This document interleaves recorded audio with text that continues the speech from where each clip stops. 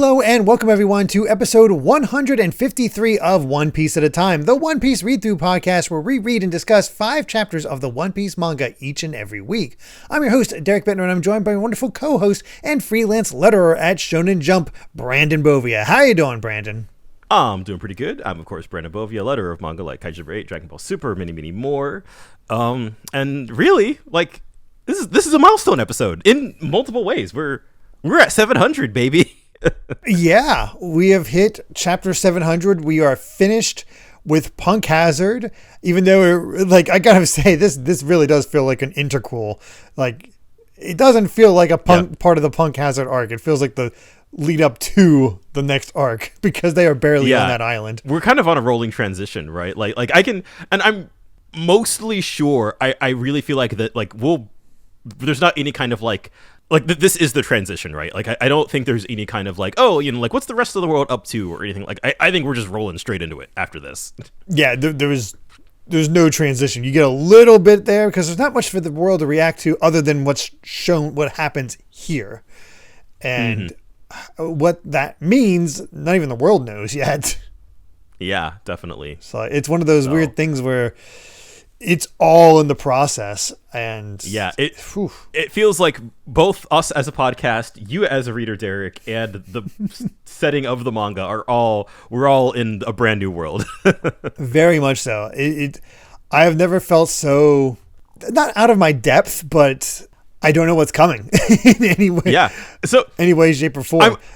All I know that Doflamingo is the villain is already revealed. Like there's nothing for me to grasp onto. So I feel like I'm going to be asking you about your feelings on a lot of stuff here, since it is kind of directly tied to things that I know that you don't know are coming. So I think the nature of our discussions are they're gonna change a little bit as well, since I'll be a little bit more in the know. Mm-hmm. That's for sure. So let's get to it with chapter 696, Alignment of Interests. And we're back with Caribou and his whole adventures. Last time he might have got a show of kindness from that old woman with a coat and a meat pie. And then he apparently meets up with this weird military outfit that has the same symbol that's on his coat on their hat. I was really confused about what was happening here for a while because like these guys aren't Marines, and so I was like, what's going on here? I think it's just that whoever's grandma that was part of this militia group. Yeah, they think he's Captain Gobble. I'll be honest, the Caribou stuff got weird but it kind of in an incoherent way. Like I don't really know what's going on. I feel like we had a thread, and I feel like we've maybe lost the plot a little bit, but I mean, God, this is volume 18. I hope there's not too much more left of this. I can't imagine. It really not to say that I haven't been enjoying it. But I feel like it's better than you would have thought, considering it's focused around Caribou. Yeah, we've squeezed just about all we can out of this, I think. Pretty much. But what we haven't squeezed a lot out of, that there's so much more, is the main portion where they got the G5 Marines taking the ship or wherever they're at and be like, all right, pirate, you filthy pirates, the tanker is your territory and this is our territory. And this is the line in the sand between justice and evil. So don't cross that line. Yep. And all the while Smoker's just like, why are you wasting your time? Right. Yeah. They're 5-year-olds basically.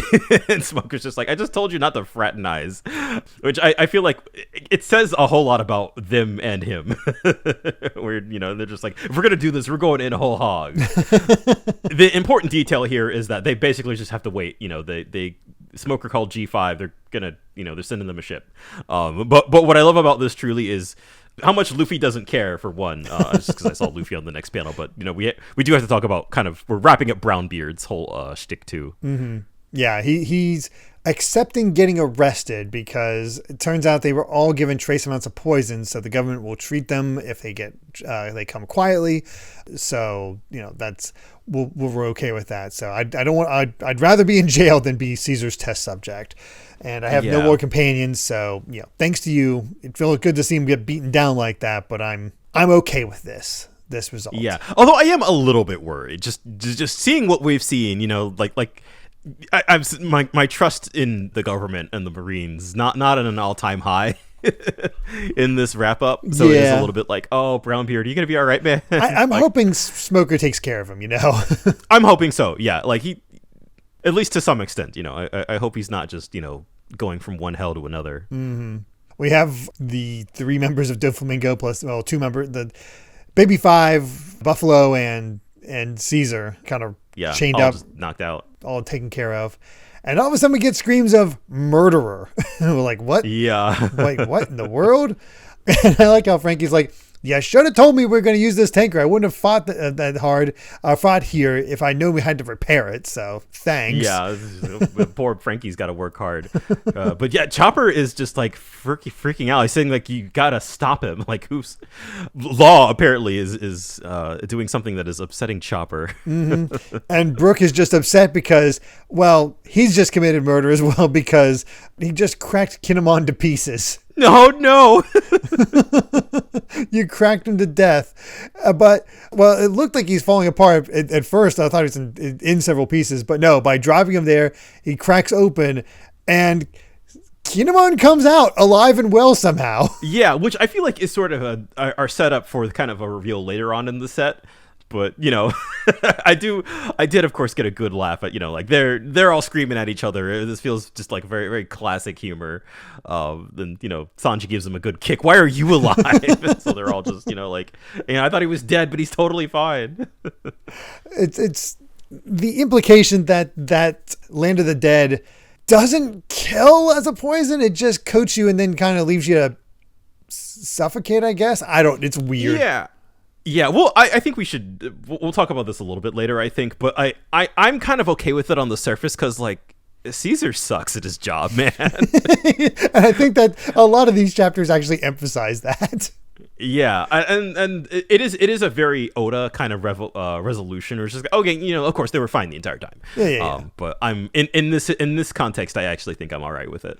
Yeah, I think so. It really does. Yeah, and it's not that they aren't in danger anyway. Oh no, they will be in trouble if left alone. No doubt about that. And as we said, we'll get to that. But the emotion of finally seeing his father allows Momonosuke to transform from a dragon into his human form, his child form, where he's butt naked. So we got to get some clothes on this kid.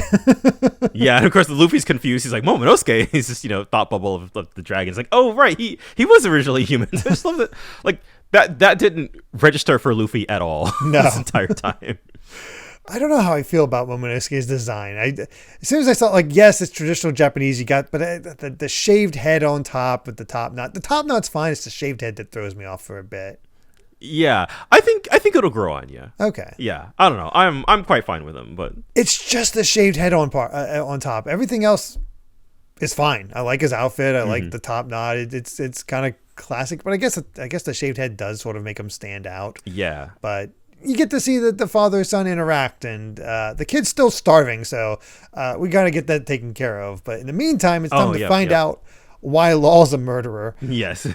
And Chopper's like, what were you doing to those children? If you heard a hair on their heads, it's like, hey, I told you not to peek. I was just inside cutting their bodies to pieces. That look on his face too is so good. And of course, they're fine, right? And you see in two panels later, yeah, they're all happy and nice, and that was it. Law basically just he got them back down to normal size. No, he didn't get them back down to normal size. He got rid of the drugs. The drugs. The kids are still huge, and they're it looks like Mocha is still huge, but I guess No, you're right.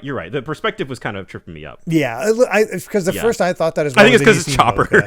That is true. I think it's because Chopper's tiny. I was like, oh, the kids are back. I was like, oh wait, no, they're not as big as they used to be. Certainly. Yeah, basically he cut open their bodies so he could drain out the drugs, which is wild. That is okay.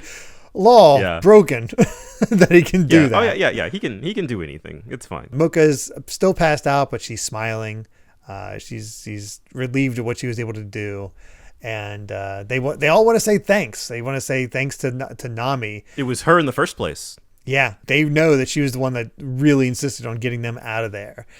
And instead, Tashigi shows up, and she's like, "Hey kids, Navy's gonna take care of you now." And they're like, "What? No, no, yeah, we want the robot, the rubber man, and the swirly man."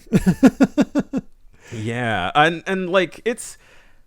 God, this scene really got to me because, Yeah. Usopp kind of comes over to Nami. He's just kind of like, did you finish striking a deal? And, Nami's logic kind of makes sense. Where it's just like, it was her decision to leave them with the Navy. They're probably better off. They don't want pirates to be involved. Which, like, this feels kind of like a typical One Piece arc resolution kind of thing, right? Where, it's just like, we're always on the run. We saved this village and the people are appreciative, but we still got to make a run for it and leave because we're pirates. And as Usopp says, they'd probably think we were the ones who kidnapped them. So let's let the navies take care of this. But I like this extra tidbit where, she had this moment where it's like Tashiki's like, let me leave the children with me. And that's when she was like, oh, I have a weakness for powerful stares from lady sailors. And we see Bellmare on the next page is like, they put me at ease. And how dare you? Oh, my heart. That's to have a Bellmare to Tashigi comparison. Never would have thought of that, but damn. Never would have thought. Yeah. But yeah. And just, I think what I really like about the sort of the wrap up here to Punk Hazard is that it really does feel like all of these sort of like hanging threads and hanging like character bits all get proper time to shine. Like I never would have thought like we ever really would have doubled back to like, oh yeah, it was kind of Nami in the first place who insisted on saving the kids, but kind of giving her time to reflect on that. And it feels very much like, oh, this is kind of how far we've come, and it feels like her decision to save the kids is very much kind of a part of her upbringing, and letting Tashigi handle it from here. It just the mom reminder will just it just gets me. and you get this great line. It's like, if you want to be saved, a strong but gentle lady sailor is best, and that's a fact. Oh. And then we get I was enjoying this where I get these giant ladles from Sanji where it's like new Kama karate secret art 99 vital recipes, and it's like we got the new Kama stuff. Learned. He did learn some new Kama karate. He hates it, but he learned. Yes, he did. And he just puts out this massive meal in front of Momonosuke, and he is drooling. He is looking at this food, and he is like desperate for this food. But he's still refusing. I'm not hungry in the least. Yeah, of course, Sanji's like, hey, hold on, partner. If you're going to waste food around here, that's not happening on my ship. Which, again, great character callback to way back then. And a great also moment from Kinemon, who's sort of softened a bit. Is like, I shall accept your feast. And he's like, delicious. I feel the strength flooding back. Momonosuke, it is fine to eat. They are delectable dishes. Let us be indebted to them for this meal. My life was saved as well on this island. We can trust these people. So you've been strong. It must have been hard, but all is all right now. Let's choose to live. And they just start stuffing their faces. Yeah, it's God. That and you pride can see it in both of their faces of just like how much they've been through, right? Yeah. And even Sanji kind of comments on, and it's just like, I'm sure they're kind of both their like Wano culture and kind of like samurai upbringing and things like that. We saw during the flashbacks and even the way we've that Kinemon's been characterized during this whole arc, where he cannot open himself up to like accepting help from other people or even having the appearance of needing help. So having this moment again, just bringing it all back around, where like Kinemon actually he gets to break a little bit. He trusts the Straw Hats at this point, and exactly. Yep. It's cool to see. I also love that the food brings over the G5 guys, and he's like, "What happened to the boundary between justice and evil? Oh, it's a ceasefire." Yeah, I just got they're cute. Yeah, and that's of course, like, all right, Zoro's like, go get the booze from the tanker. I love this moment where Law's like, we need to leave this place at once, Straw Hat. They'll be on our heels if we stop to eat, so make sure your people know. It's like, oh yeah, I'll tell them. Hey, it's party time.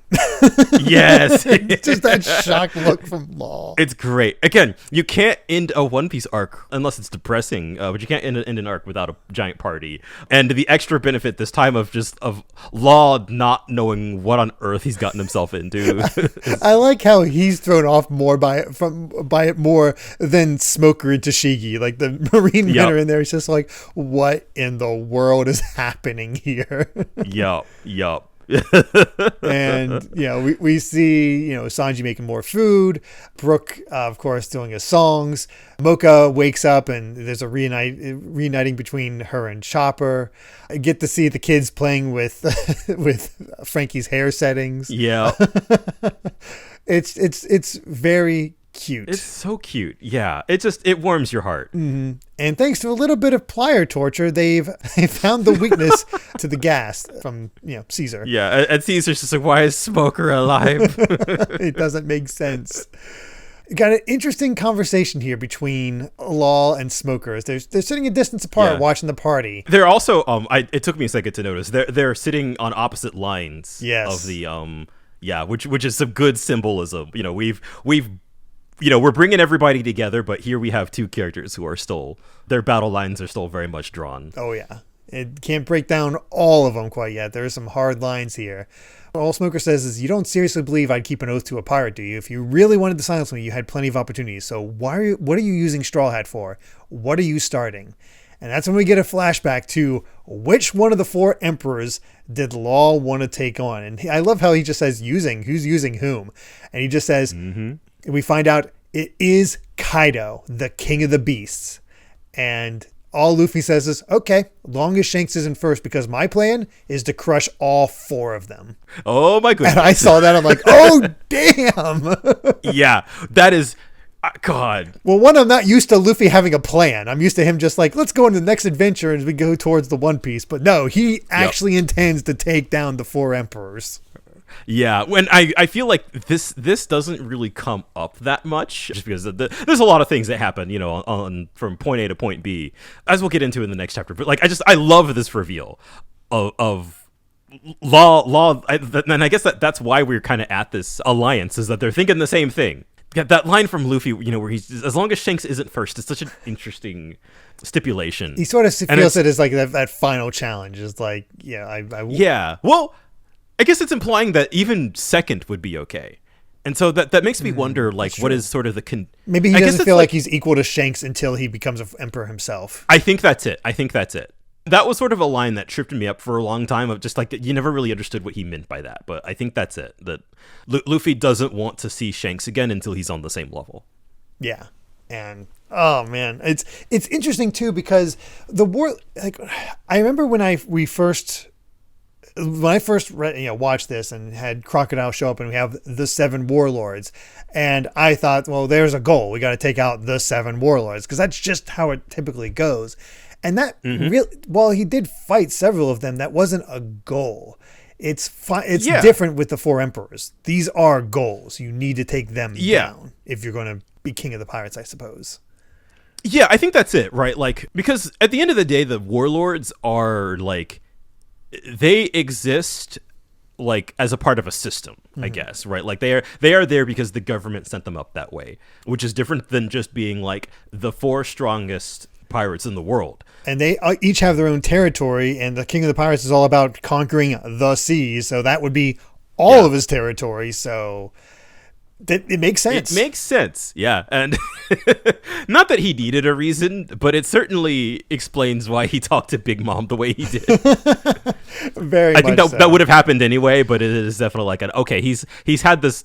I think just getting an extra little glimpse into what Luffy's vision is at the end of all this, I just think is so fascinating. Mm-hmm. By joining up with Law, he has effectively made enemies of 3 of the 4 emperors, because he's ticked off Big Mom. He's planning to go after Kaido, and he he has a grudge against Blackbeard. So yeah. So there we go. We just got here, and we already, we're starting stuff. Mm-hmm. There is an SBS talking about haircuts and who takes care of it, and it's mostly played for jokes. And then we got some prescience here, because somebody asking if they can drink the bathwater Nami's been in. It's man, they're getting ahead of the game on that gamer girl bathwater.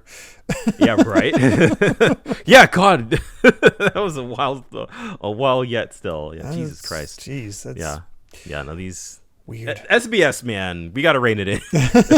Sometimes, yes. All right, let's get to chapter 697, A Deal. And the old woman shows up and drives off the soldiers by throwing rocks at them. I have no idea what's happening. I got nothing. What is going on? Sure. Why not? Whatever, man. Yeah. Okay, sure. That's the best we could say. But we get into the chapter itself with Law reacting to Luffy's statements, you're going to take down all 4 of them? Our interests might seem to be aligned here, but you're clearly taking this as a joke. These are emperors of the sea, massively powerful figures who engaged in constant territorial clashes with the great Whitebeard. And Kaido is often called the most powerful creature in the world. And that's when Nami's like, he's not even human. Yep. Like, our alliance only lasts until we bring down Kaido. So the chance of success, I'd say, is about 30%. And Nami's like, that's not worth it. That's too low. And Luffy's like, yeah, I'm in. Yes, I see. God, I love how much that conversation turned itself on its head that quickly. And I feel like that really is like, that is Luffy and Law's relationship to a T, is of Law coming in with some kind of, like, oh man, I've got this cool plan. Luffy's like, okay, yeah, I'm gonna do something stupid, and you're gonna come along with it. But it is interesting that this alliance does have a time limit. A time limit. Yeah, basically, it's just, Law is going to be a fairly pivotal character for a while, but it is at least with the express purpose of taking on Kaido. Mm-hmm. Which is interesting to me because I know Kaido is far down the line. So yeah, we got a little ways still. It's also this is an interesting little play from Law as well, knowing what we know from the future chapters in this set. The fact that I left you alive means absolutely nothing. Incidentally, I'm planning to head for Greenbed after this, which we know ties into his plans and how things go down. So all he says is like, we'll see if Straw Hat's compliant enough to play along with my plan. And they just watch him party, and that's when Law goes up to Buffalo. It's like he has plans. Like, stuff is going down. Like, Law is always serious. Yes. We transition into the next scene, which got me a little emotional by the end. But basically, Smoker comes up to Luffy, and it's basically like, you guys have to leave first, the Marines. We want you to leave with the kids on the ship first, which is kind of that's sort of our context for kind of the departure. We're gonna let you go in this one. That's just the way it's gonna be for this, since we all helped each other out. And then the G5 members are like trying to declare to the kids, like, no, pirates are scum. The Marines stand for justice. Believe in us. And basically trying to block the kids from seeing the pirates and celebrating them at all. And the kids are just like, no, get out of the way. We want to say goodbye to them. And they actually turn their guns on the kids. It's like, just like, oh my goodness. Yeah, we're on the side of justice here. I really feel like this is such a fun way to really kind of bring it all back together. Again, I feel like a major theme of this arc was kind of like perspectives and what do you choose to believe and things like that. And so, the way that the G5 guys, the pirates are evil, the Navy are the good guys, but the kids are just like, we asked them to save us and they did. Like, they went out of their way to help us, without even thinking twice. Yeah. From the kids' perspectives, it's the Straw Hats, it's the pirates who are the good guys. Mm-hmm, for sure. And there are little bits of dialogue here, as like the Navies have said they're going to talk to Vegapunk about developing a cure for the candy to help out the kids so they can get back to their normal sizes. And Zoro still not realizing that about the alliance with Law. Oh yeah, that's sort of a fun thing about this set, is Zoro is extremely out of the loop here. Very much so. Going back to the kids, is that Tashigi is hearing what their words about their nobody was coming here. They didn't know us. They didn't have to save us and our overgrown bodies. No one else came to this empty little island except them. They cared about us.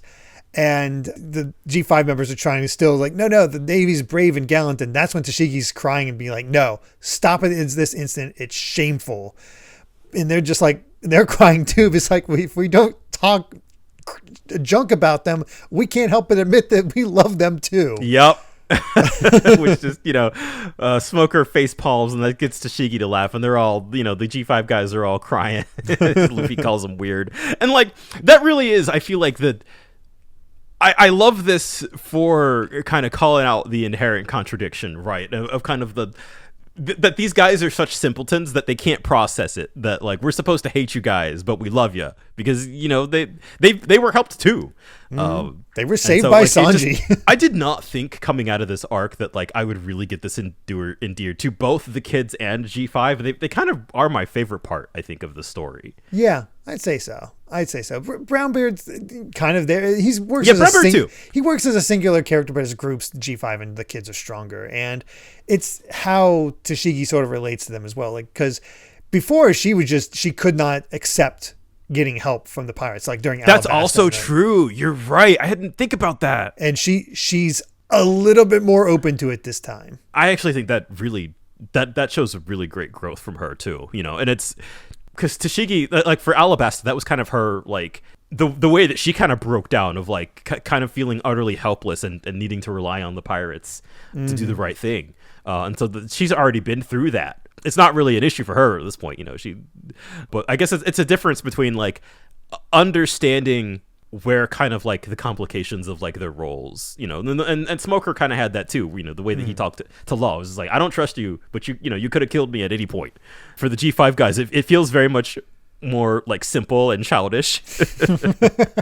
Yeah, which is endearing in its own way, which is just I love it. The other panel that I like to take note of here is that they're saying their goodbyes basically, and there is a panel where you get to see just a smirk from Law, and you can interpret that in two ways. Either it's him softening thanks to the Straw Hats and actually starting to have a good time with them, or they're playing into my hands. Yeah. Or my actual first interpretation was a third thing, and that is for the scene that is about to happen. Oh, it could be also. Because the last time we saw Law was him setting up the next scene.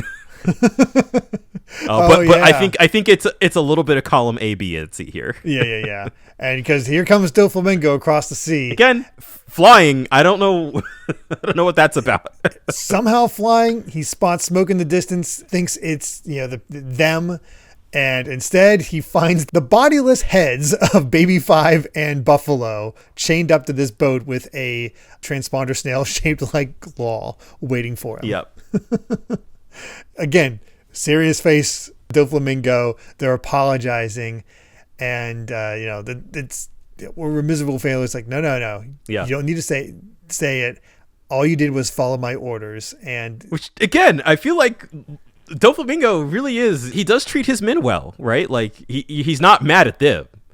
No. Yeah. It's just hey man, it's all cool. And Law's like just had it ready to talk to. It's like, all right, for the amount of time it's been, you seem awfully resistant to a proper union. It's got the veins popping out. Yeah. Oh, he wants to meet him so bad. It's like, all right, where's Baby 5 and Buffalo's bodies? Couldn't say, and no pointless questions. Let's make a deal. Although I also love where he's like, if you're looking for Caesar, he's with me, and then just on the phone, he's Joker, save me. The transponder still starts crying. Doflamingo's trying to threaten. It's like, no, make you, and the Law's ready for him. It's like, because make you angry? I know who your most precious trading partner is, Kaido. If there's anyone to keep from getting angry, it's him. So what happens if he finds out you can no longer produce Smile? He's not the kind of man you can reason with. The ensuing fray would be a bloody one indeed. He'd wipe you off the map. And that's saying something. Is like, Doflamingo seems so freaking powerful, and he'd be destroyed by Kaido. Good God. Yeah, and I actually think it was really cool that we got introduced to Big Mom first. Because we saw what happened when she didn't get her sweets, right? She was ready to flatten Fishman Island, basically. So, like, when it comes to interfering with an emperor in their business, like, they don't play. No. So I actually think that scene was a really good way of setting up, like, you don't want to cross one of these guys, and even somebody as powerful as Doflamingo, like, you can see it on his face. He does not want to piss off Kaido. Oh gosh, it makes the interactions between Whitebeard and Shanks all the more interesting because they seem to be the most sane. Of the right? Yeah. So, oh good God, he asks, all right, well, what's it take to get Caesar back? What are your terms? Quit the 7 warlords. And he's like, what? Abandon the status you've built over the last decade and go back to being a simple pirate. That's it. But once that happens, the admirals at naval headquarters won't turn a blind eye to you any longer. So your time limit is tomorrow's morning's paper. If the front page screams Doflamingo leaves the 7 warlords bright and loud, then you'll hear from me again. If there's no article, the deal's off. Bye. Well, yeah, and and either way, Law is messing with his pissed. operation.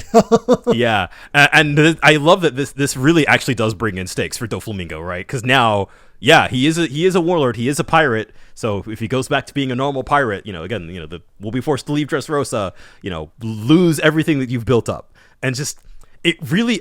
like it feels like Law. Everything's playing into his hands right now. It's an impressive play by Law. Really shows how much he was doing, and oh my god, I am so down for this setup.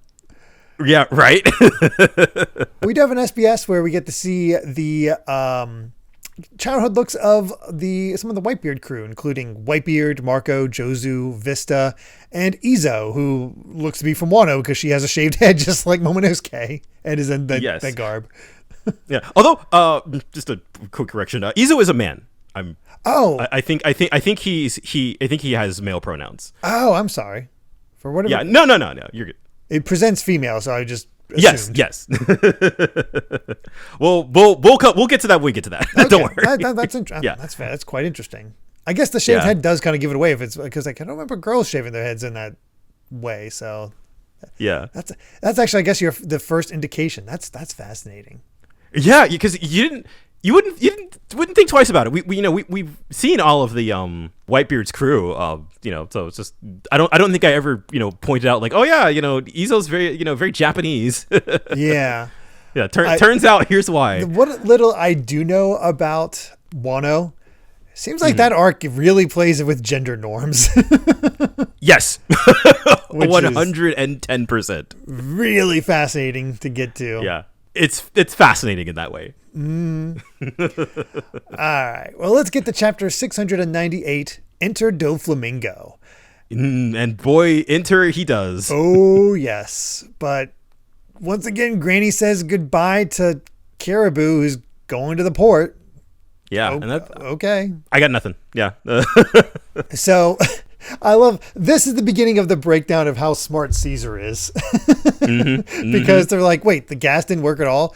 Well, these suits were designed by Vegapunk, see, and it turns out they're tougher than anything Caesar could cook up. So when Caesar realized that, he told his underlings, your safety suits are useless against the gas. Take them off and run for safety as fast as you can. So that's how he got his own soldiers petrified.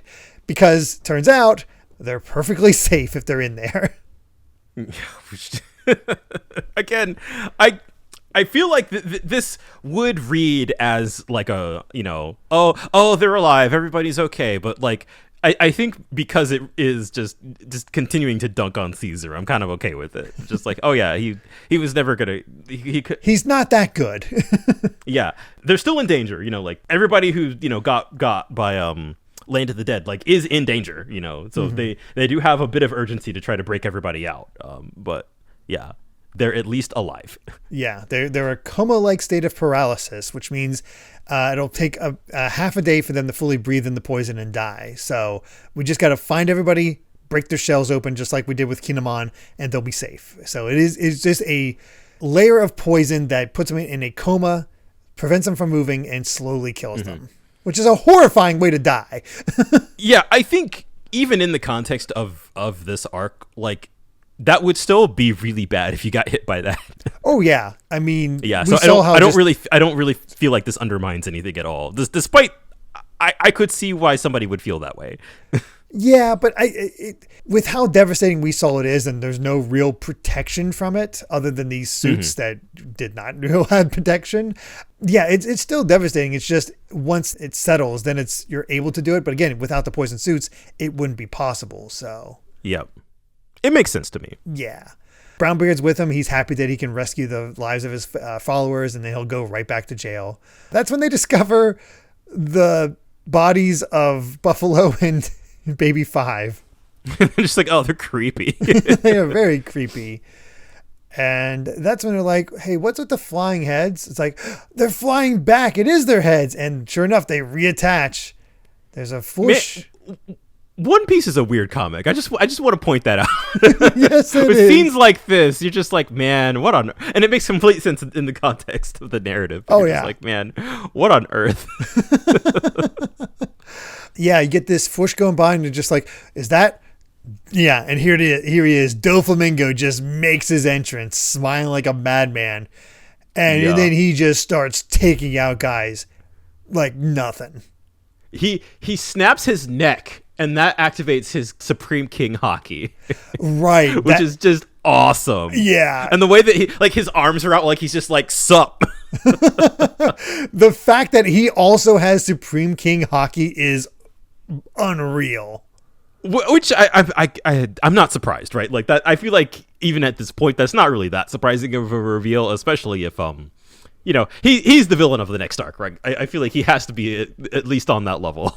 Yeah, I don't know how much it matters too much because it's mainly just to take out people that aren't as strong-willed as you, and Luffy's obviously strong-willed, so yeah, I don't think it'll affect too much, but it will. It is fascinating to see somebody else with that power beyond like Shanks and so. And you're right. I feel like it's one thing to see Shanks doing it because he's nervous, or like Luffy doing it because he's doing it because out of desperation, and then in Fishman Island he did it. It was really cool. But now here we have just like a straight up villain walking up and knocking dudes out left and right, and it feels different.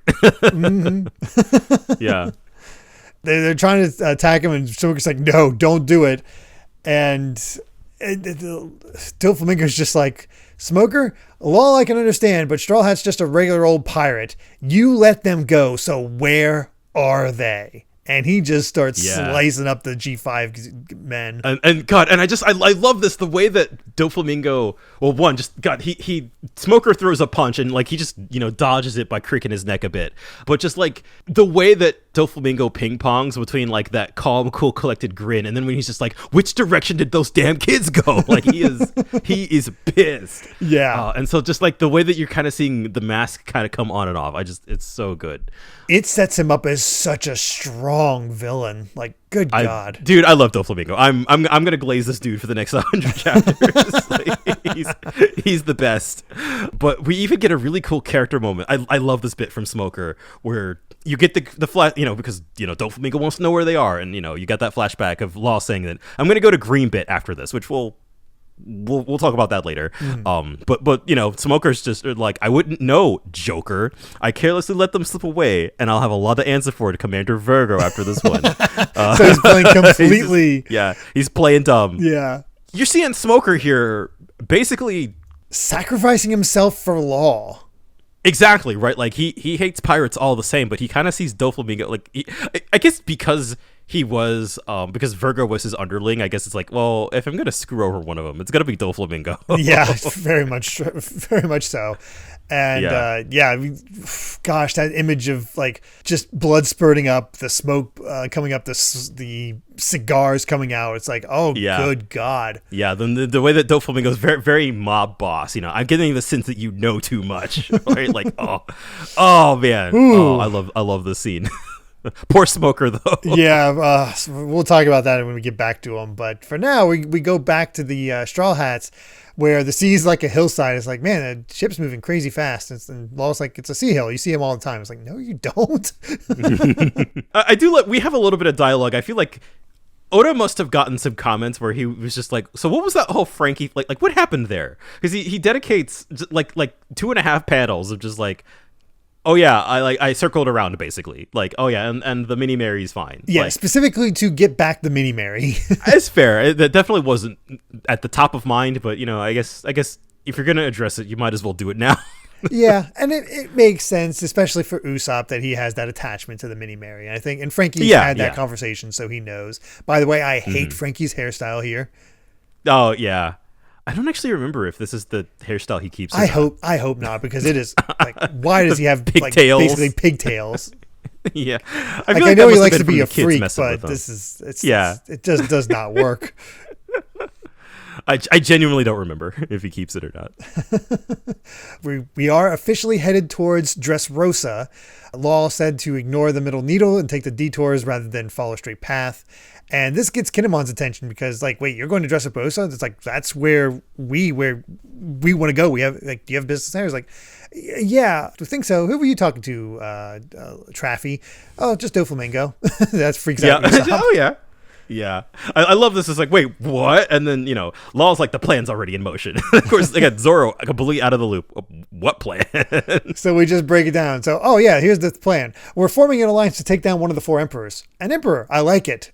Yeah, Zoro's ready for a fight. We're getting freaked out Usopp again, but again, it's an emperor, man. I think that's fair. I think that's completely fair. It is a massive step up. in terms of what he's used to handling.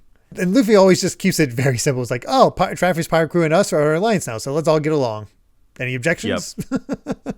Will objections make any difference? Nope. Yep. And I love how even Sanji does the same thing. It's like, yeah, yes. Luffy's definition of alliance is probably different than yours. Yeah, and I love the second time that Law's hearing this. He's just, yeah, and I feel like, yeah, he kind of gets it at this point. That's when, we got Caesar here chained up. It's like, you'll never get away with this. Some of the most powerful men in the world will be after you, and you'll ruin your own ignorance before you die. And Sanji kicks him, and Chopper's like, hey, I was tending to him. Wait till I finish up, then you can beat him up. Yes. Just surprisingly callous from Chopper, but I love it. Yeah. Yeah, it's great. Well, yeah, I feel like at this point, look, Chopper has full rights to roast him as much as he wants. Very much so. Yeah. Law explains that he, captured Caesar, took care of the SAD, and get more of an explanation for how the New World works, because all the greatest pirates hold territory guarded by countless subordinates, over which they rule like an enormous criminal syndicate. So matters happen on a larger scale than anything you've seen up until now. Tackling them with a single crew is pointless because you'll never even catch a glimpse of their captains. So this is all still underground, and everything's conducted in secret so as to avoid naval attention. The most trusted and powerful of these men is Doflamingo. So he's how they handle these sort of underground proxy wars between the New World pirates. And of course, his biggest client is Kaido, which gets the attention of Kinemon and Momonosuke, to the point that Momonosuke turned back into a dragon. Yeah. I feel like knowing what you probably know why they made that reaction. Yeah, I do know. I'll keep it to my vest, but if you have any idea of what's coming, like even in the grand sense, in the same way that I do, like I don't know details, but I know enough. Yeah, that makes sense. Would you be able to guess this if you were going straight in as like why they have that connection, or would it be like a mystery? I don't think you would. Okay. I guess we haven't seen enough of Kaido to really know that. Yeah, I think so. But that is, yeah. and I still don't fully know Kaido's role. So I know pieces, but I know. Yeah. That's pretty much the extent of it. You can tell at this point though that we are kind of riding up the food chain, right? Like we're taking on the Emperor's. Punk Hazard was really kind of like we're putting everything into place for both the near term and very long term. Very much so. Good God. They're going to try to take down Kaido. The key to victory will be how much they can minimize his strength. So Kaido's been buying man-made Zoan fruit, devil fruit called Smile. That's an issue because, people, if you could create devil fruit, people with those powers would be popping up all over the place. So there are inherent risks with the man-made fruit. But as of this moment, Kaido has at least 500 people in his crew with devil fruit power. And that's immediately when Usopp, Nami, like, and all right. Chopper are like, who wants to quit? Yeah, which, hey, look, man, 500 zones is nothing to, that's definitely like a cause for concern. I do have to, it's interesting that we kind of bring it up here a bit. Like, well, if you could just like hand these things out like candy, there'd be a lot more. But, the fact that Smile actually does have like some kind of risk is kind of the implication. I feel like if there weren't a risk, there'd be a lot more than 500. Yeah. Yeah. I also like this. It's like interesting. So he was making him, and Caesar's all like, yeah, he's so blushing. Look, he's so desperate for recognition. Like, that SAD must be such incredible stuff. And Law just takes immediately out of his sails. He's like, it's just an application of bloodline elements, which were first discovered by Vegapunk. Oh, so Vegapunk's a genius. And they all start leaving him not interested. It's like, I'd like to see you create that stuff. Seeing Caesar kind of interact with the Straw Hats is kind of great, actually. Like having him here, like, again, monster. don't want to discount that, but the dynamic here is actually really fun between him and Law and the Straw Hats. They're not giving him the recognition he so desires. Exactly, yeah. He just wants it that badly. We won't have to worry about this for a while, but it's bolded. So bloodline elements is also we'll talk about that. I don't know what that is. Later. So we'll get to it. Yeah, it's a thing. So now we have their next step. There's a Smile production facility in Dressrosa, so we just have to find it and destroy it. but the enemy's well connected, so they can't be sloppy. So Dressrosa also is also where Kinemon wants to go, as he said before, because one of his people is being held there. So got to get back to save them. And we go back to Punk Hazard, where Smoker has gotten messed up. Yeah.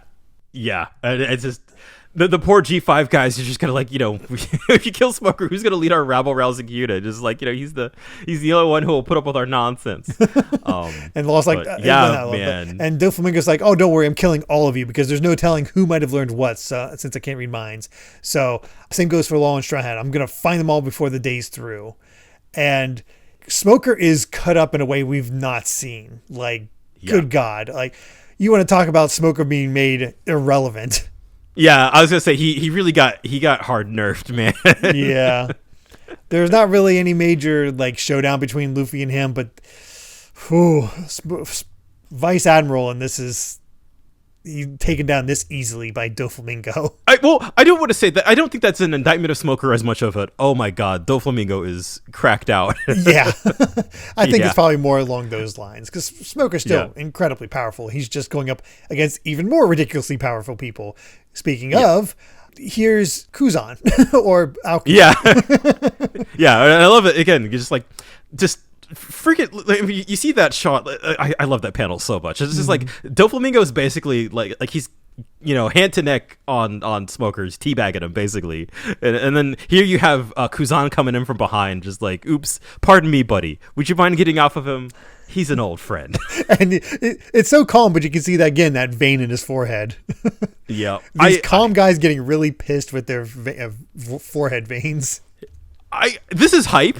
Yeah, I think it would be more hype if we didn't just watch Film Z and we didn't have that one panel a couple chapters ago where you're like, oh, that's Aokiji or Kuzan. Mm-hmm. Yeah. We saw him coming, but it amazingly took him this long to actually arrive there. So that's fascinating that he didn't actually interact. I'm sure he got lost. It's funny how well that works out that the Straw Hats don't see here, because I'm like, I wonder how they're going to react to that, because it's obviously the movie's non-canon, but yeah, I think that's the key, is that they saw him in outside of canon, but they're gone. Yeah, they haven't seen him, and we do of course see the scar on his neck. Yeah, so all that stuff from what we saw in the movie. I love this is one of my favorite looks for him, because he didn't have the glasses in the movie, did he? I don't think remember. so. I think he mainly kept them off. But it is and like his hair is just huge. Like he's really got that like wanderer look. Yeah, in a lot of ways he kind of reminds me of did you ever play Apollo Justice? I did not, but I think I might know what you're talking about. Phoenix's look in that game. Oh, yeah. He very much has that same vibe. Definitely, yeah. Which we'll get to in this next chapter, because boy, I love everything about Kuzan here that we're about to get. Oh yeah. So yeah, let's get to it with chapter 699, Morning Edition, and we get a bunch of knights and stuff for the crew for this color spread, which looks nice. Yeah, I love this one. It feels very. It honestly, it feels more like classical than we're used to seeing. Very much so. Like I guess compared to like traditional like fantasy, I guess I don't know. It feels even more like a step below that even. And I know boob armor is a trope, and you can feel one way or another about it. But I think Robin looks great. Yeah, I like how she's still wearing the sunglasses. Yeah, I look at this also and be like, this is kind of fuel for the certain shippers out there, because the only two who aren't dressed in armor is Luffy, who's dressed as a king, obviously, and Nami, who's just in a dress and can be interpreted as a queen. Ah, and I've seen a lot of people kind of connect those two. I think that's a valid interpretation.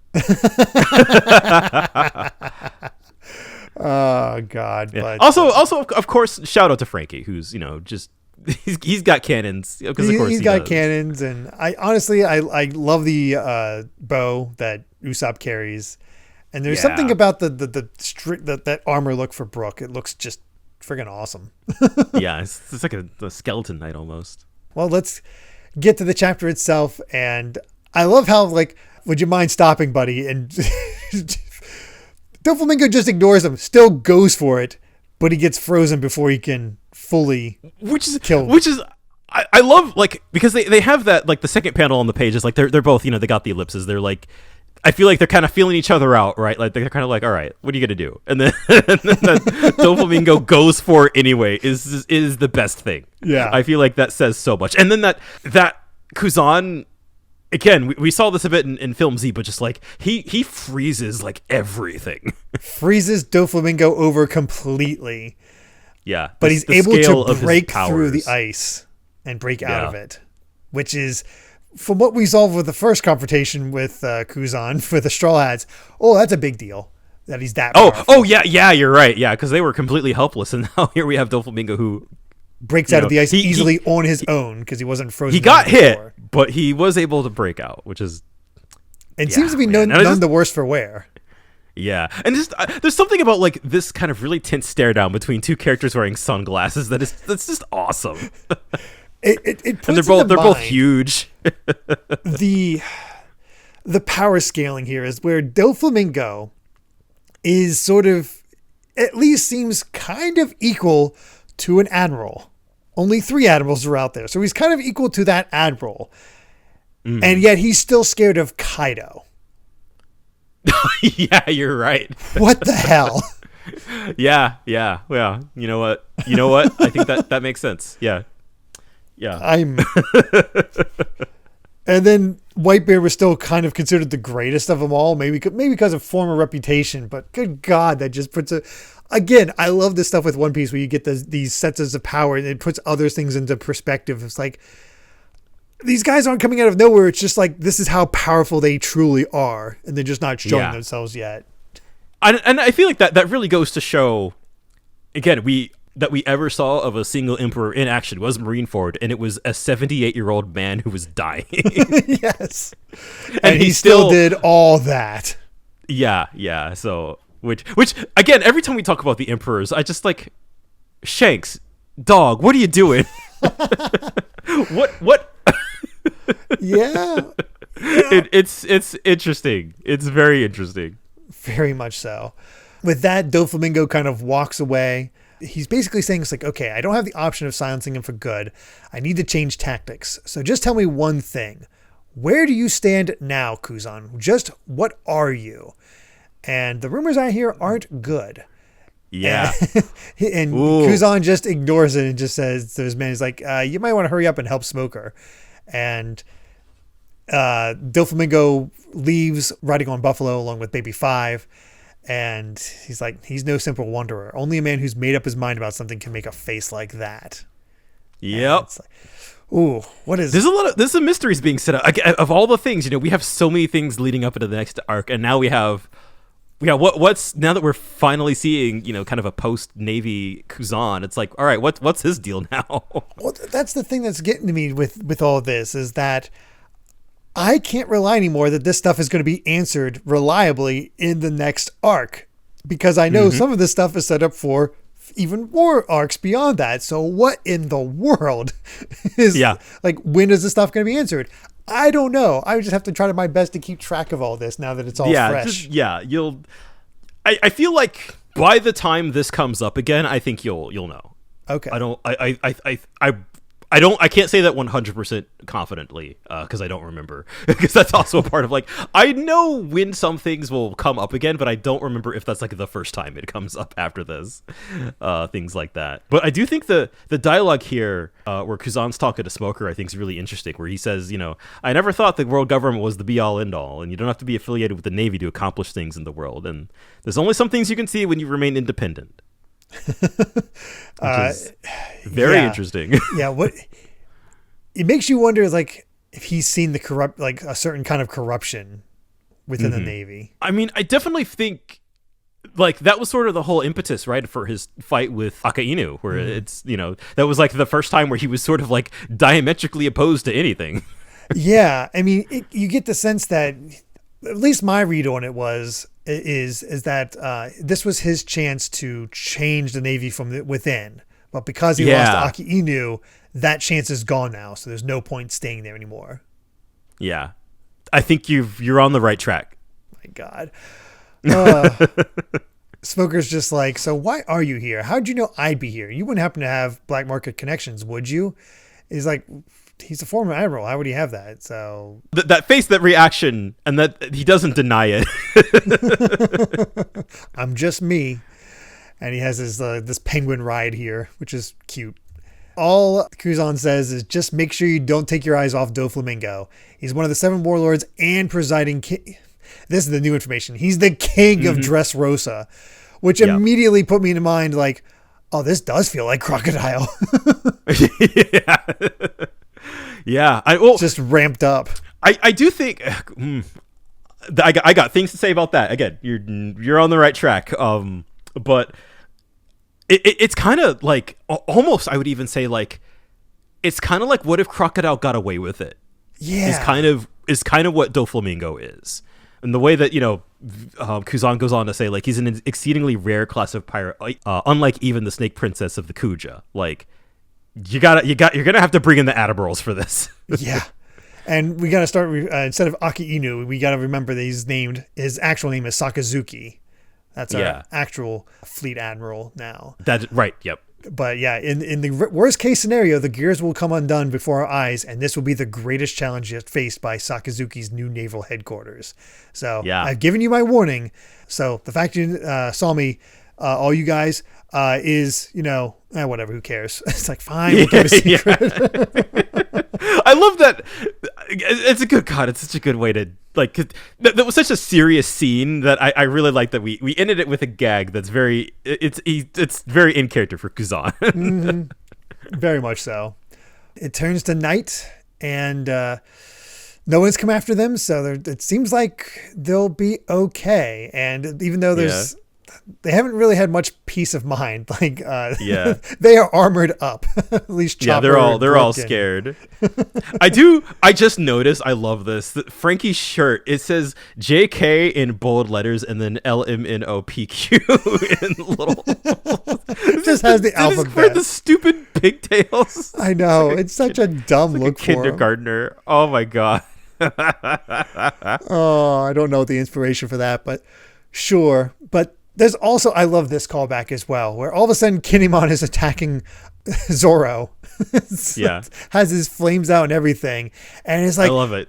The grave robbing of Wano's national hero traumatized our land. And now I discover it was you. My disappointment knows no bounds. It's like, no, it wasn't me. It's like, I recognize the blade at your waist as Shushui, the sword of the great Ryuma. And oh, again, tying things together. Yeah, it's like, yep. Of course, Ryuma. We figured Ryuma was in Wano, and I like that he would recognize it because swords. Yeah, it's such a cool way to tie things together, and there's a little more to that, as you could imagine. So I'd love to see how much Ryuma ties into things as well. Just what kind of legacy he left beyond what we know so far.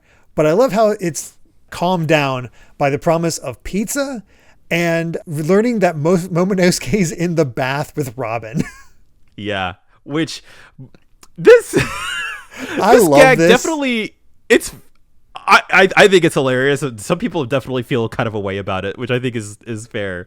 But I think specifically because Kinemon, Sanji, and Brook they're pissed, and they're seeing little Momonosuke, getting the field, just resting his head on some soft pillows. He's resting his head, and he has his fingers in the towel that she's wearing. Oh my, yeah. Which, hey, you know what? I think it's because he's a little boy. He's innocent. It's fine. And they're all mad at him. And just you at first you see that little like, it's like, what did I do? What are you doing, you perverted little imp? And then to like cut your top knot in shame. It's like, how dare you take full advantage of your age? It's like Nami hits them all. It's like, what's wrong with you? Grown men picking on a little child. You should know better. He's crying. It's like, no, you don't understand the male mind. It's like, and all she says, they frightened me terribly, princess. Oh, princess, you don't need to be so honest. You'll get to sleep in our room tonight. Yeah. It's like, what? This women's secret garden. And then he's like cuddling next to her chest.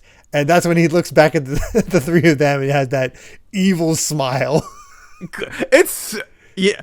I feel like that we've had, poor Momonosuke he's been through so much and has had so many serious scenes that I actually do kind of like this bit where he's just like, he knows he's getting away with something. He totally does. I love it.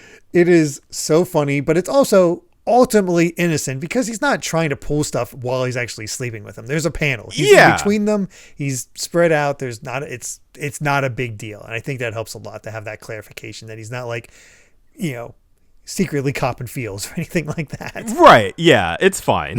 It turns out. I love how I missed this, but Sanji's freaking chain smoking. He has 2 cigarettes because he's so upset.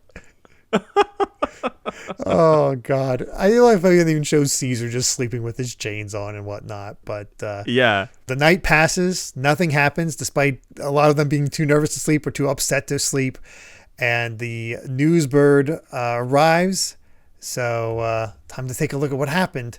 And sure enough, the front page says Don Quixote Doflamingo leaves the 7 warlords and abandons the royal throne of Dressrosa. So he actually quit. Big news. Yeah. Yep. I love it.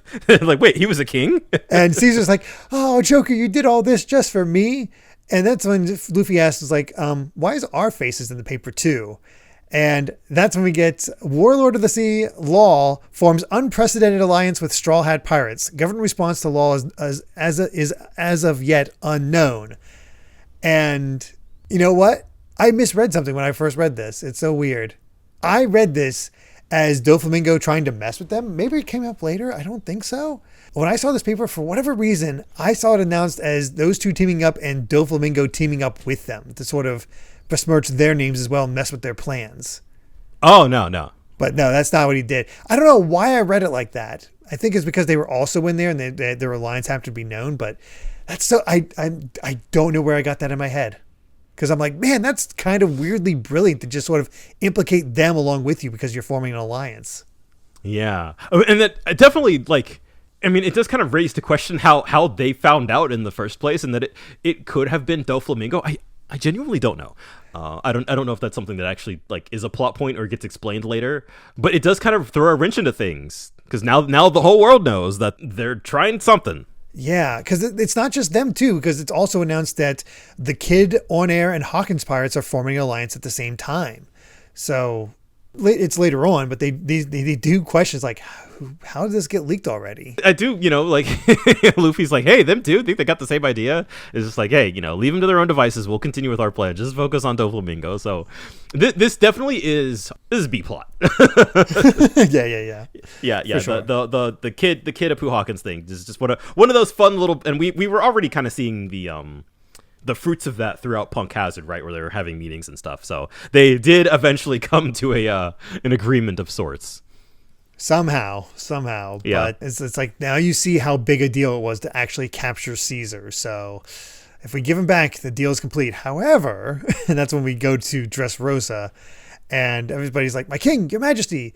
The kingdom's in confusion, and all of these transponder snails that are in his room are just going off like crazy, and he has music playing as he's waiting for Laws to get to ring, and finally does. That's interesting. That is interesting Ominous. to see him waiting here. Yep. We do have an SBS where we learn that the penguin that Kuzan rides with is a super penguin species, and his name is Camel.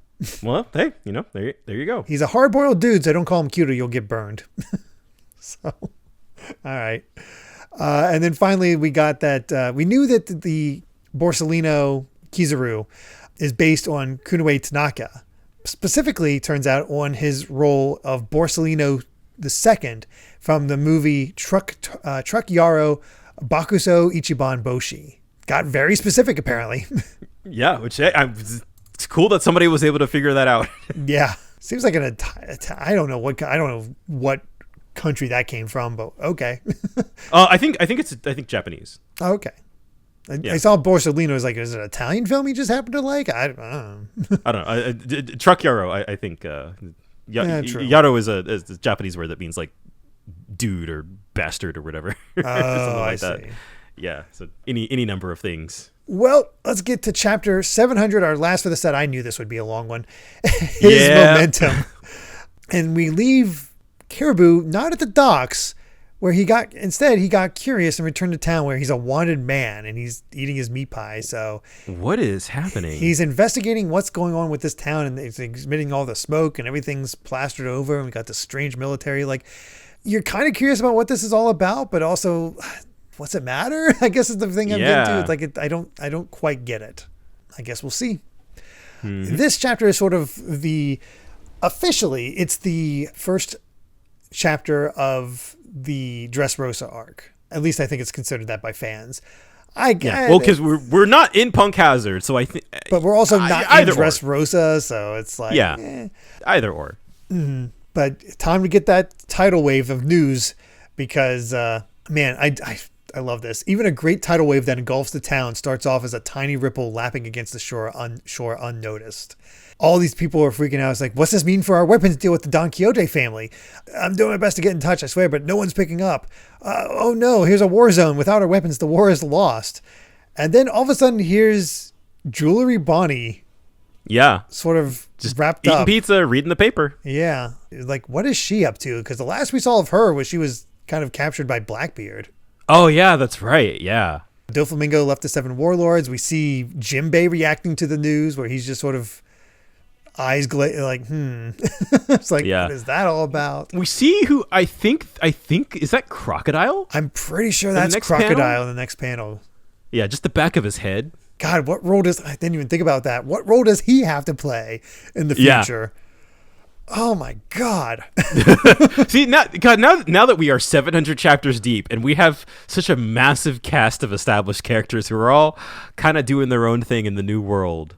Well, some of them are anyway, at least. So it's just like, how are we going to check in on all these moving parts? There's a lot to see. Well, it's like Kid Pirates Hideout in the New World. How the heck did our word of our alliance leak out? Who's this freelance writer, Absa? Anytime there's an exclusive scoop these days, he's behind it. I don't care about the leak. The problem here is Straw Hat. And at first I was like, okay, I don't know who Absa is. But then I just saw a ship in this panel that I didn't notice the first time I was reading it.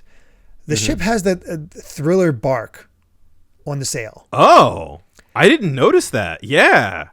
What on earth? I think I know who our freelance writer is who's getting all this info. I'm just going to put it out there as a guess. I think it's Perona. Oh, well, I was thinking Absa as in Absalom, because he can go invisible. Oh, yeah. That makes much more sense. Because I was thinking about her ghost fruit. Yeah. Well, yeah, I mean, it really could be either or. And we don't know what happened to Perona either. If, did she go back to hang out with Mihawk, after they dropped off Zoro? Yeah. Oh, God, is Absalom still in this damn story? God, no. I'm not 100% sure what this panel is about. It makes sense that would be pretty lucrative to get all that info, but knowing how to get to there and all I don't know. Especially with Moria, we don't know his status yet. Yeah. God, I don't know.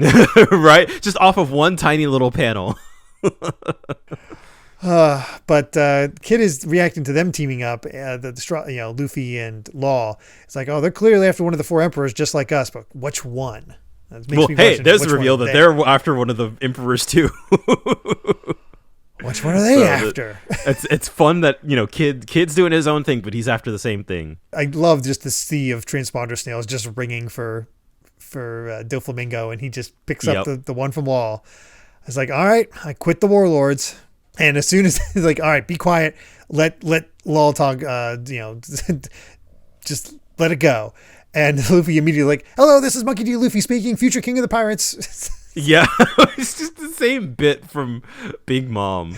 Yeah, and I love, again, he's ready. I love the speech of Luffy where he's like, you're the boss of this ding-dong Caesar who's doing such horrible things to Brownbeard and those kids. We're giving Caesar back since that was the deal, but if you ever do anything like that again, I'm coming after you.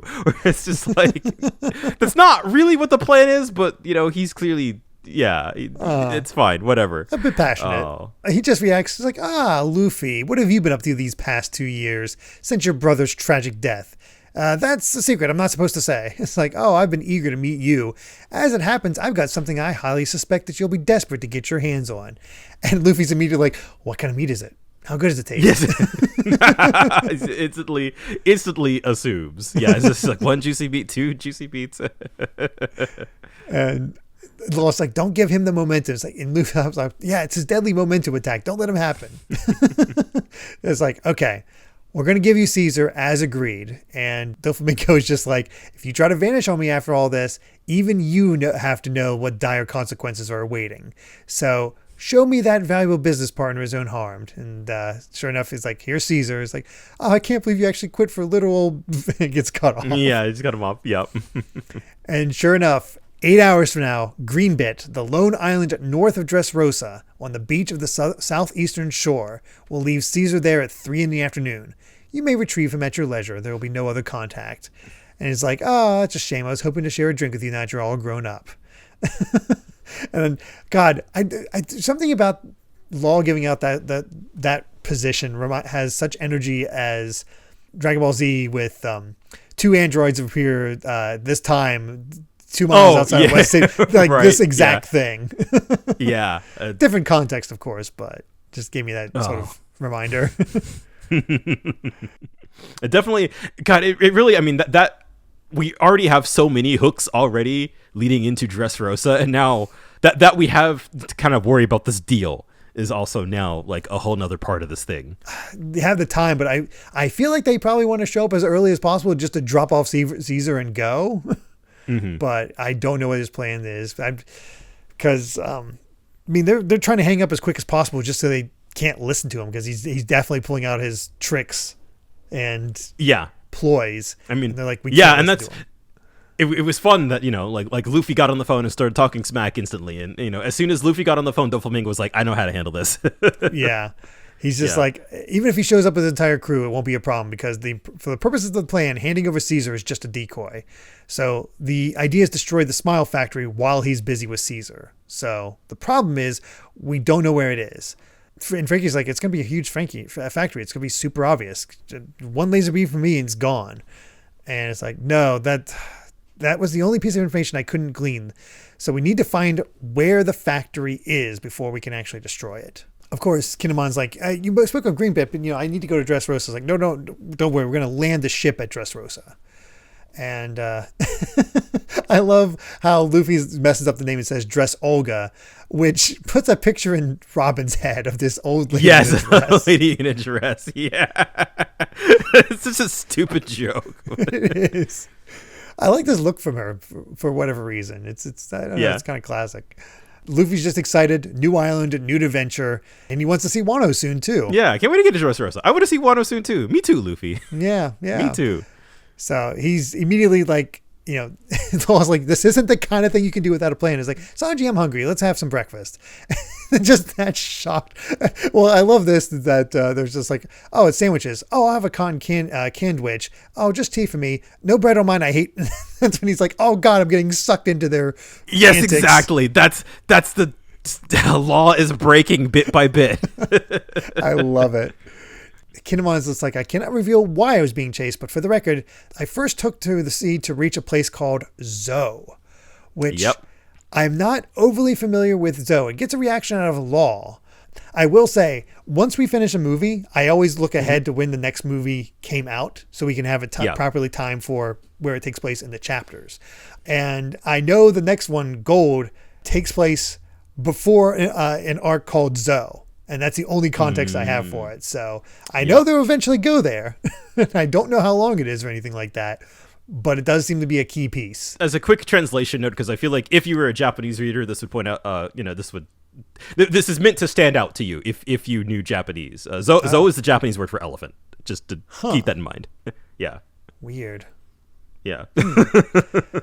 I like how Law is polite enough that he's eating at the table and he takes off his hat. Yeah, and I love that. Yeah, he said he wanted, no bread for me. So he's eating an onigiri.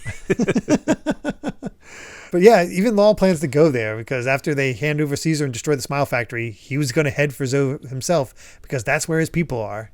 So we finally know where his pirates are. We were wondering why Law was at Punk Hazard by himself. We still don't know exactly why, but at least we know where his crew is at. Naturally, yeah. So that's the plan. It's like, okay, we accompany you. It's like, sure, let's all go to Wano together. And it's like, hey, that's not. It seems like Kinemon and Momonosuke are going to be here for a while because they're like using them as transport to Zou, to Wano. Yeah, right, because it's just like, oh, it turns out that your route is exactly where we wanted to go. You know, like, oh, hey, we wanted to go to Dressrosa because one of our guys was there. And it's like, oh, you want to go to Zou next? You know, oh, we're from Wano. You want to go there? And of course, this really feels like, all right, you know, we're kind of charting our course maybe for the next little bit. And Law's just like, hey, hold on. I'm getting a real sense of Kinemon is Vivi and Momonosuke is Karu. Yeah, a bit, yeah.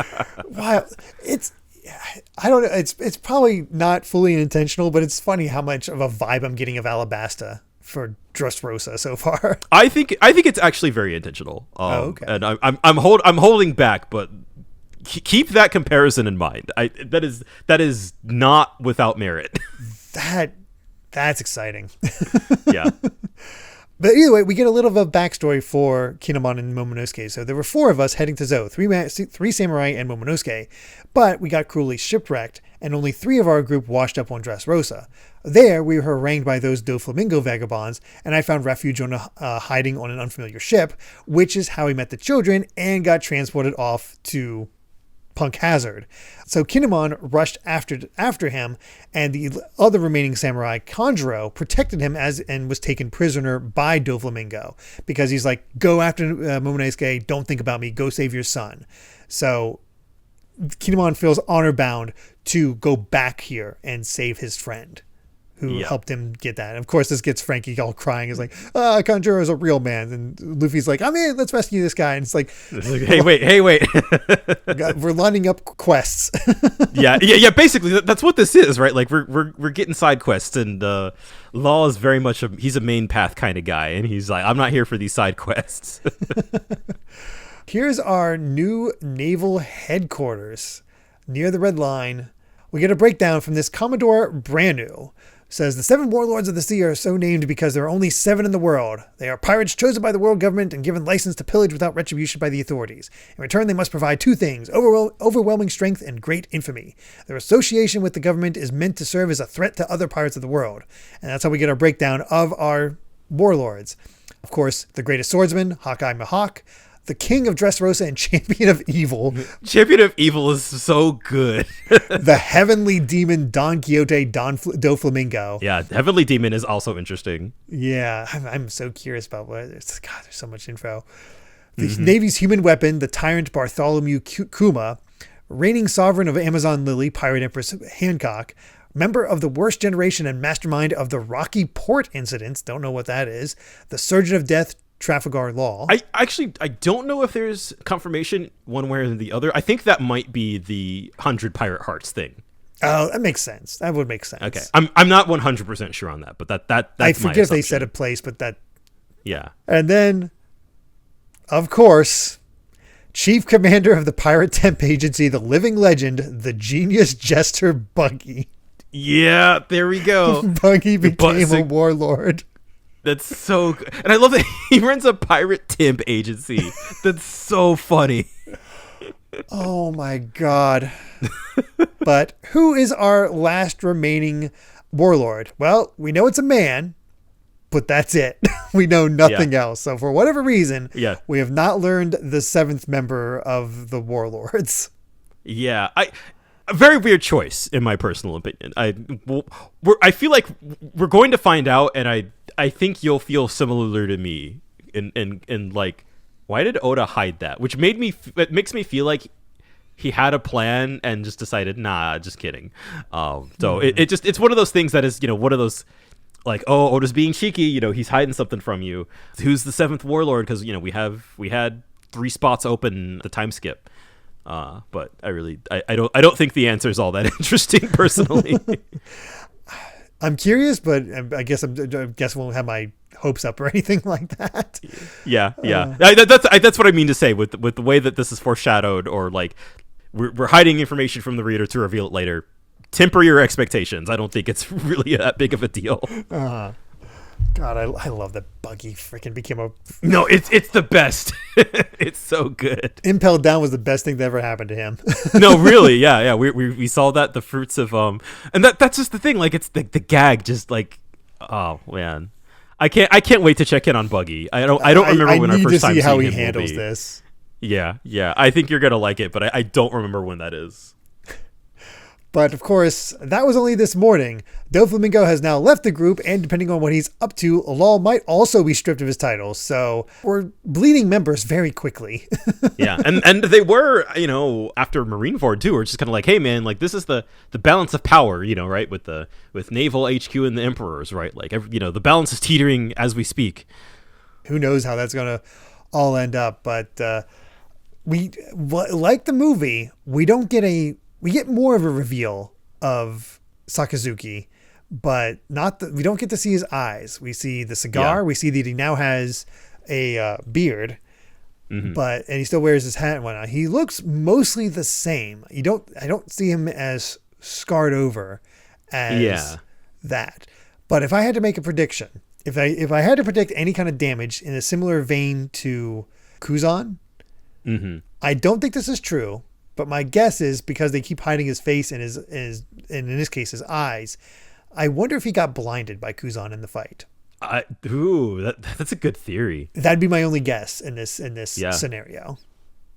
But maybe nothing happened. Who knows? Of course we don't see his arms or anything. Well, we did see one of his arms in the movie, so yeah, it's definitely like 3 limbs left. it's a very suspiciously framed shot that is there to get you to ask questions, because we're seeing him from one side, and just kind of from like the neck up, basically. Yeah. The fun thing to me, he has this line here where he's just like, all right, we're not gonna have Law Straw Hat getting any funny business under my nose. I already had smokers, G5 scooching my ear off yesterday, so we'll sit back and watch for full day. I've got Fujitora on the case. I don't know who Fujitora is. This is a thing that I feel like if you knew Japanese, this is kind of one of those obvious things. Really? Fujitora, Fuji means purple, Tora means tiger, and it is a very similar framing to the other code names for the admirals, who are all color animal. Oh, right, because Aokiji is purple or blue pheasant. I wonder if they've got a new admiral. Like they've added a 4th admiral, or they just changed the code names. I don't know. That's interesting. I think the way that you might want to interpret this, I guess, is like a new admiral is a new code name, which is weird because like why even have a code name in the first place if it's just like, oh, like you're Aokiji or like you're Kuzan but you're Aokiji now, but like if you leave, there's no new Aokiji. That is Or there's also the potential that was the tradition and that was changed, but and he doesn't say that he's an admiral. It's just that if based on how the others are named, where it's color plus animal, Fujitora matches that. It's the same kind of pattern. That's fascinating. We'll see. We'll see. Oh God. And who knows if this Fujitora is somebody we already know. That's the other thing. Yeah, that's also true. Yeah, we don't know. Oh, God.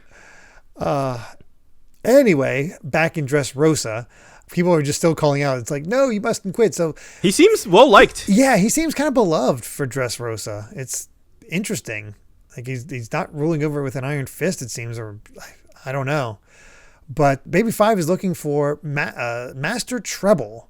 And the other members that we've seen previously are just like, what's the Master's plan? It's like, if the Navy invades, I'm raring to fight. And it's like, well, we'll just follow the Master's leads. Like there's implicit trust there. Yeah, and it's kind of wild that even his crew are just like, all right, what do we do now? I guess if the Navy comes, we got to throw hands.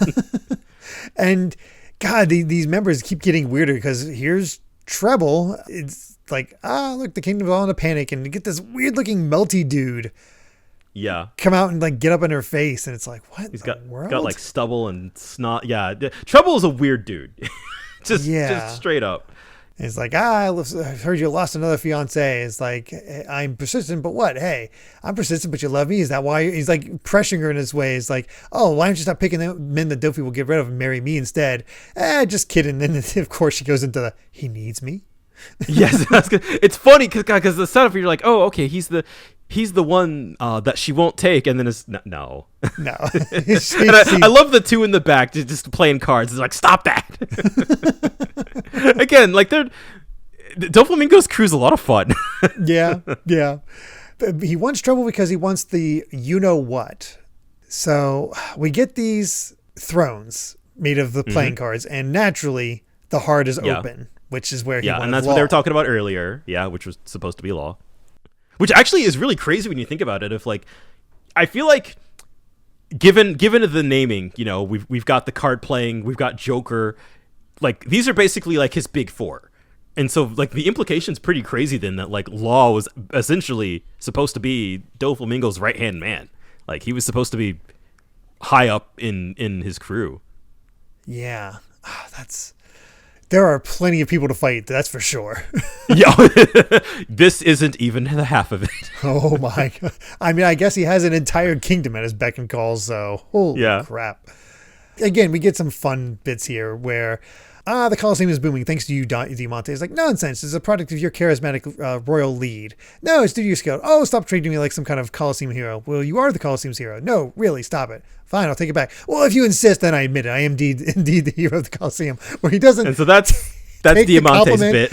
But as soon as you leave the compliment, he's like, no, I accept it. Yeah. And then we get Trouble kind of glooping in here. He's like, I brought the you-know-what. And he's like, you're too close. I love how everybody just calls him Dofi. Yeah, though it's a good nickname. If he learns I have this, Straw Hat Luffy will be desperate to get his hands on it, and that alliance will turn out to be a set of shackles. I will entrust this to you, Diamante. It's like, no, I can't take this. No, I want you to have it. No, stop treating me like I'm a genius, but only a genius like you can keep it. No, really, stop it. Fine, I take it back. Then if you insist, I'm a genius. Yeah. It's stupid, but I love this bit. It is, yeah. It's kind of fun seeing, again, like a character as like serious, but also laid back as Doflamingo. Like, his crew's weird, right? They all have like really goofy gimmicks and like, but it works for me for some reason. And I love how we actually get an answer of what he has that he knows Luffy would want, because he has the flame fruit, his own brother's power. He won't want any man getting his hands on this baby. So that's how he's going to lure him in. It's like, oh man. And I really loved this too, because back on Punk Hazard, we were, when we saw Smiley, we saw him die, and we saw a devil fruit reincarnate. And so that you had actually pointed that out, like, hey, like, what if somebody could get their hands on the flame fruit, right? Because he died, so naturally, like, you would think that it would reincarnate into a fruit that would be nearby. And as it turns out, that's what Doflamingo was thinking. Yep, he was ready for it. He got a hold of the flame fruit, which it's like one of those things. Is like, would Luffy care about that? Yeah, is that part of Ace's memory or not? I don't know if that's My first thought was, I don't know if Luffy will care. Like, maybe he will, but it's like, I don't know if he sees that inherently as part of Ace, because he grew up with Ace already stronger than him without the flame fruit. I feel like you'd get the sense that it would be kind of gross if like somebody from Doflamingo's crew had it, and then suddenly like that association, right? Suddenly you're just like, ugh. Yeah, it's a really interesting hook. And I was about to say something that I think you could figure out from the information we currently have established, but I think it's more fun if I wait till next week. Okay. Yeah, but having the flame fruit in play is, I feel like we're getting all of our pieces for Dressrosa set up. Right? Yeah, I'm starting to see why this might be such a long arc, because there are so many moving pieces already, and who knows what Oda's going to put into play. We've got Doflamingo. We've got the drop off with Caesar. We got to go find this Conjuro person now. We have to find the factory that produces the smile. So like, even now we already have like 4 or 5 different plot threads. I feel like moving into this arc, like I feel like this is the first arc in a while where it's like, no, bam, we already kind of know what we need to deal with, like from the moment that we lay anchor, and that's what we do. The last page of the chapter basically is kind of approaching Dressrosa. Yeah, that's sort of the big deal here with it's kind of a perfect way to end it. They made it to Dressrosa, the land of love and passion. So, oh boy. Oh, I'm so excited. Welcome to your first new arc. I cannot wait. Yeah. Oh God, this was obviously, for how long we talked, there's a beefy set. I'm worried that this is going to be like the average Dressrosa length. Oh no.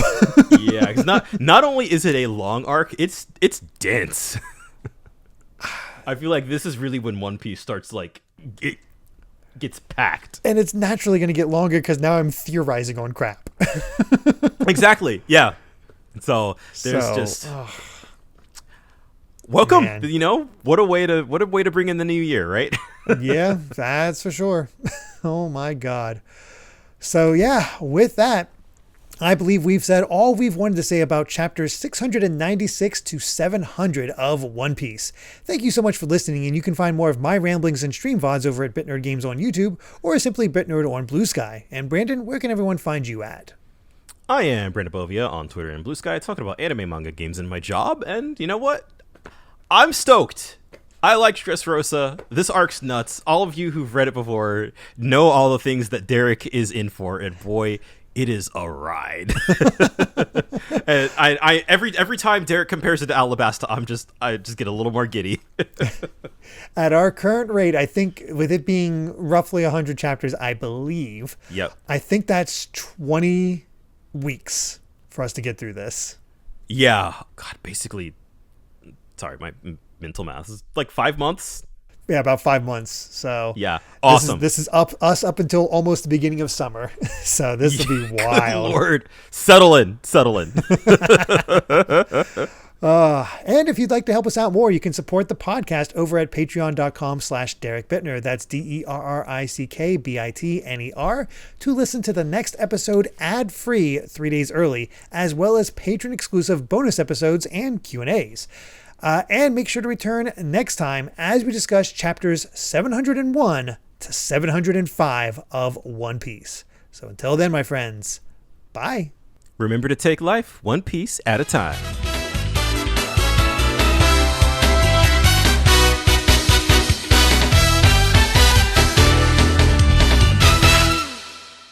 I've actually been quite eager to see you. I have something that will interest you. Something you'll want very badly. I'm quite certain. Something I want?